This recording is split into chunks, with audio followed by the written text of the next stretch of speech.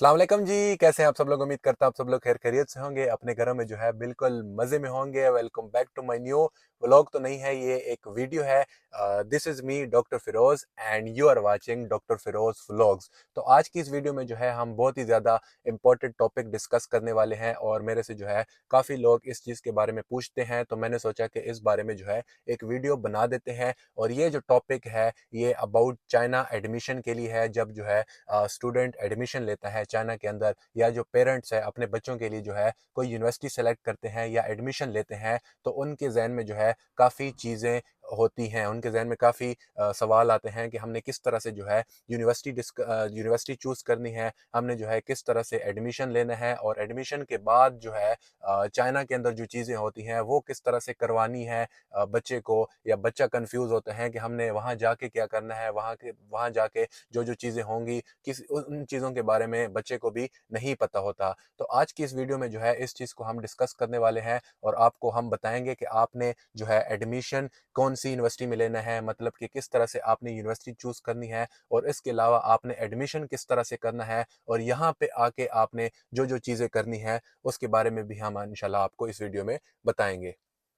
अच्छा जी, सबसे पहले चीज़ जो है वो है एमडी कैट। आपने जो है एमडी कैट का लाज़मी ख़्याल रखना है, क्योंकि आपको पता है कि न्यू रूल आ गया है पाकिस्तान में। यानी कि आप जब फ़ॉरेन कंट्री से जो है एमबीबीएस या बीडीएस करके आते हैं, तो आपको जो है पाकिस्तान में प्रैक्टिस करने के लिए जो है एमडी कैट लाज़मी चाहिए होता है। यानी अगर आप जो है फ़ॉरेन कंट्री जाते हैं, तो उससे पहले आपने एमडी कैट लाज़मी क्लियर करना है। यानी एमडी कैट में आपने 50% मार्क्स जो है मिनिमम लेने हैं, यानी आपका एमडी कैट पास होना चाहिए। चाइना की एडमिशन के लिए एमडी कैट नहीं चाहिए, लेकिन जब आप पाकिस्तान वापस जाते हैं प्रैक्टिस करने के लिए, तो उसके लिए आपको एमडी कैट लाजमी चाहिए। तो ये चीज़ आप ज़रूर जहन में रखें कि आपके 50% मार्क्स होने चाहिए एमडी कैट में, एमडी कैट आपका क्लियर होना चाहिए। उसके बाद आपने जो है किसी और कंट्री यानी चाइना के लिए या किसी और कंट्री के लिए अगर आप ट्रैवल करते हैं, तो उसके बाद आप ट्रैवल करें।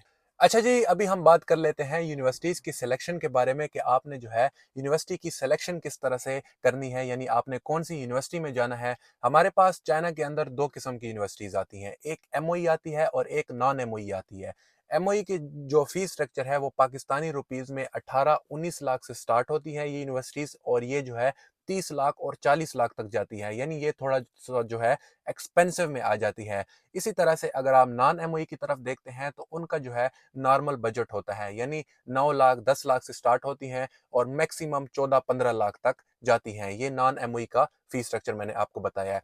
एमओई के अंदर ये होता है कि फर्स्ट ईयर में आपको जो है एचएसके नहीं पढ़ना होता है, यानी आपका जो है डायरेक्ट मेडिकल स्टार्ट होता है। लेकिन नॉन एमओई के अंदर ये होता है कि इसमें जो है आपको फर्स्ट ईयर में एचएसके पढ़ना होता है, यानी आपको जो है चाइनीज लैंग्वेज पढ़नी होती है, और सेकेंड ईयर से आपको जो है मेडिकल स्टार्ट होता है। ज़्यादातर नॉन एमओई यूनिवर्सिटीज़ के अंदर ऐसा ही होता है। अब ये नहीं है कि नॉन एमओई यूनिवर्सिटीज़ जो है अच्छी नहीं होती, नॉन एमओई यूनिवर्सिटीज़ के अंदर कोई मसला है, इस तरह नहीं है। क्योंकि जितने भी पाकिस्तानी स्टूडेंट्स हैं, जितने भी पाकिस्तानी पेरेंट्स हैं, उनका रुझान जो है नॉन एमओई की तरफ ही होता है, ठीक है? और ज़्यादातर पाकिस्तानी जो स्टूडेंट्स हैं, वो नॉन एमओई के अंदर ही पढ़ रहे हैं। बस आपने अगर कोई नॉन एमओई यूनिवर्सिटी आप सेलेक्ट कर रहे हैं, तो अब उसमें आपने एक चीज़ देखनी है कि ये जो है ईसीएफएमजी और पीएमडीसी इन दोनों से अप्रूव्ड हो। ये दोनों चीज़ें आपने देख लेनी है कि ये यूनिवर्सिटी ईसीएफएमजी और जो है पीएमडीसी से अप्रूव्ड है।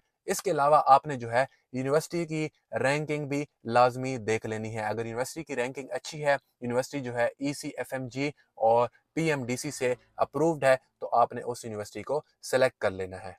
मैं जिस यूनिवर्सिटी में पढ़ रहा हूँ उसका नाम शानडोंग फर्स्ट मेडिकल यूनिवर्सिटी है, जिसका आपको पता ही है। और अगर आप इसकी रैंकिंग देखते हैं, गूगल के अंदर आप इसकी रैंकिंग चेक करते हैं, तो इसकी रैंकिंग जो है काफ़ी अच्छी है। इसलिए मेरे पास जितने भी स्टूडेंट्स आते हैं, मैं उनको जो है अपनी ही यूनिवर्सिटी रिकमेंड करता हूँ। एक तो इसकी रैंकिंग काफ़ी अच्छी है, एक तो ये जो है ईसीएफएमजी से अप्रूव्ड है, एक जो है पीएमडीसी से अप्रूव्ड है, मतलब इसकी सारी चीज़ें जो है ठीक है। तो ये नॉन एमओई के अंदर एक बेस्ट यूनिवर्सिटी आती है। शानडोंग फर्स्ट मेडिकल यूनिवर्सिटी जो है काफ़ी ज़्यादा फेमस यूनिवर्सिटी है, और हर इनटेक के अंदर इसके 2 इनटेक होते हैं, मार्च इनटेक और सितंबर इनटेक। इसके जो है हर इनटेक के अंदर काफ़ी ज़्यादा मेरे अपने स्टूडेंट्स और यूनिवर्सिटी में जो है काफ़ी ज़्यादा स्टूडेंट्स आते हैं हर इनटेक के अंदर। तो जितने भी स्टूडेंट्स मेरे आते हैं मैं उनको यही रिकमेंड करता हूँ कि आप जो है शंडोंग फर्स्ट में ही अप्लाई करें। अच्छा जी, जब आपकी जो है यूनिवर्सिटी की सिलेक्शन हो गई है, यानी आपने जो है शंडोंग फर्स्ट मेडिकल यूनिवर्सिटी को जो है चूज़ कर लिया है एडमिशन के लिए, एमबीबीएस के लिए या बीडीएस के लिए, तो उसके बाद आपने क्या करना है? उसके बाद आपने जो है बेसिक डॉक्यूमेंट्स जो हर यूनिवर्सिटी के लिए चाहिए होते हैं, फॉर एग्जांपल पासपोर्ट हो गया, ठीक है, मैट्रिक की डिग्री हो गई, इंटर की डिग्री हो गई, पुलिस क्लियरेंस सर्टिफिकेट हो गया, हेल्थ सर्टिफिकेट हो गया, और एक इंट्रोडक्शन वीडियो 1 मिनट की या 2 मिनट की जिसमें आपकी जो है इंट्रोडक्शन हो उसमें। ये बेसिक चीज़ें हैं जो आपको सारी यूनिवर्सिटी के लिए चाहिए होती हैं एडमिशन के लिए। इसके अलावा जो छोटी-मोटी चीज़ें हैं वो भी चाहिए होती हैं, वो जब आप इंशाल्लाह मुझसे कॉन्टैक्ट करेंगे वो मैं इसके साथ ही आपको लिस्ट भेज दूँगा। लेकिन बेसिक डॉक्यूमेंट्स मैंने आपको बता दी हैं, बेसिक डॉक्यूमेंट्स में पासपोर्ट आता है, मैट्रिक की डिग्री, इंटर की degree, police clearance certificate, health certificate, आपकी पिक्चर, इंट्रोडक्शन वीडियो, ये सारी चीज़ें जो है एडमिशन के लिए चाहिए होती हैं। नॉर्मली एडमिशन के लिए एमबीबीएस के लिए या बीडीएस के लिए 60% मार्क्स रिक्वायर्ड होते हैं, लेकिन कुछ यूनिवर्सिटीज़ में जो है 60% से कम मार्क्स पे भी एडमिशन हो जाता है, लेकिन नॉर्मली यूनिवर्सिटीज़ के अंदर आपके 60% मार्क्स लाजमी होने चाहिए एडमिशन के लिए।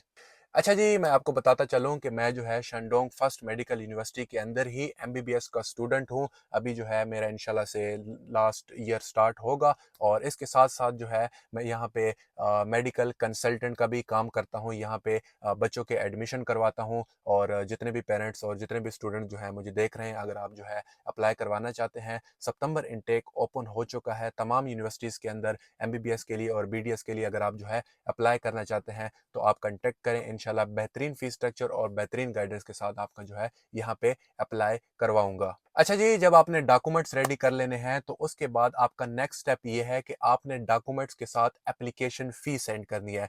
हर यूनिवर्सिटी में अप्लाई करवाने के लिए उसकी जो है एप्लीकेशन फ़ी होती है जो आपने डॉक्यूमेंट्स के साथ सबमिट करवानी है, ठीक है। जब आप डॉक्यूमेंट्स के साथ एप्लीकेशन फ़ी सबमिट हमें करवाएंगे तो उसके बाद हमने ये करना है कि हमने आपका यूनिवर्सिटी के अंदर अप्लाई करवाना है। अप्लाई करने के बाद 1 वीक या 2 वीक तक इंशाल्लाह आपका जो है हम इंटरव्यू कंडक्ट करवाएँगे, ठीक है। टीचर्स के साथ आपका इंटरव्यू होगा, हम थोड़ा बहुत जो है आपको गाइड कर देंगे कि वो किस बारे में जो है क्वेश्चन पूछ सकते हैं, कौन-कौन सी चीज़ें पूछ सकते हैं। इंशाल्लाह उसका मैं आपको बता दूँगा, आपको थोड़ी बहुत हम तैयारी करवाएँगे, और इंशाल्लाह आपका जो है इंटरव्यू पास हो जाएगा, कोई इस तरह का इश्यू नहीं आएगा।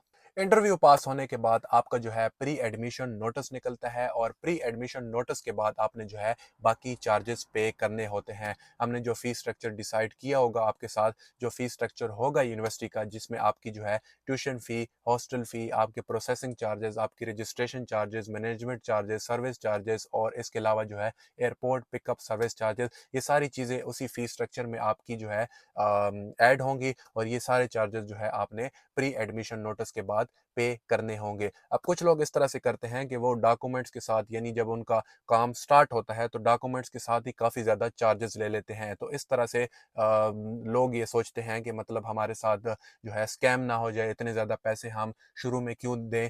तो ये काफ़ी चीज़ें जो है सोचते हैं पेरेंट्स अपने बच्चों का जब एडमिशन करवाते हैं। लेकिन हमारा कोई इस तरह कोई सिस्टम नहीं है, मतलब कि हम जो है विद डॉक्यूमेंट्स जस्ट जो है यूनिवर्सिटी की एप्लीकेशन फ़ी उठाते हैं। इसके अलावा हम कोई भी और चार्जेस नहीं लेते। उसके बाद जब इनका प्री एडमिशन नोटिस निकल आता है, बाकी चार्जेस जो है हम प्री एडमिशन नोटिस के बाद ही लेते हैं।